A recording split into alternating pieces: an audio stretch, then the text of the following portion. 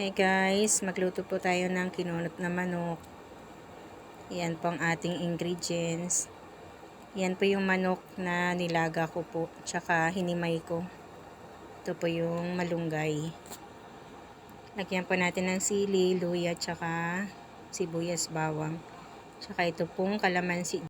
Mag-isa na po tayo ng luya guys. Unahin po natin yung luya. Sunod na po natin yung bawang. Yan. Antayin po natin magkulay brown para mas mabango po guys. Lagay na po natin yung sibuyas.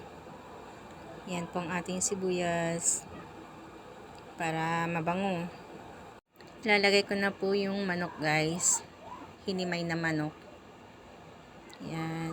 Medyo igisa po natin ng konti. Lagyan po natin ng sabaw. Ito po yung sabaw guys na pinakuluan ko ng manok kanina.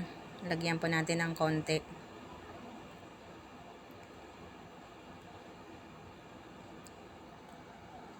Gisa-gisa.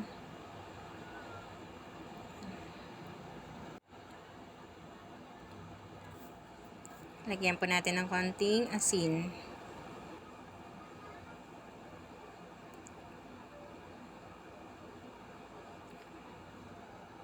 Lagyan po natin ng paminta guys. Tsaka nilagyan ko na rin po yan ng piniga ko pong kalamansi. Lagay po natin yung sili. Tsaka maglagay na rin po tayo ng mga seasoning kung ano po yung pwede nyong ilagay na seasoning. Ayan guys, ilagay na po natin yung hinimay kong malunggay. Ayan. Haluin po natin na mabuti.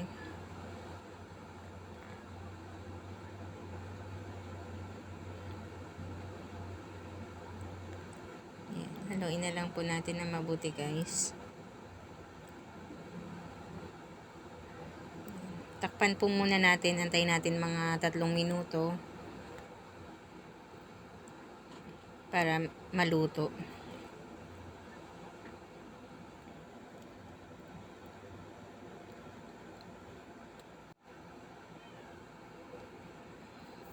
Yan, tingnan natin. Lagyan na po natin ng kakang gata. Yan po yung unang gata. Yan, malapit na pong maluto ang ating kinunot na manok. Ito po ang ating ulam sa hapunan.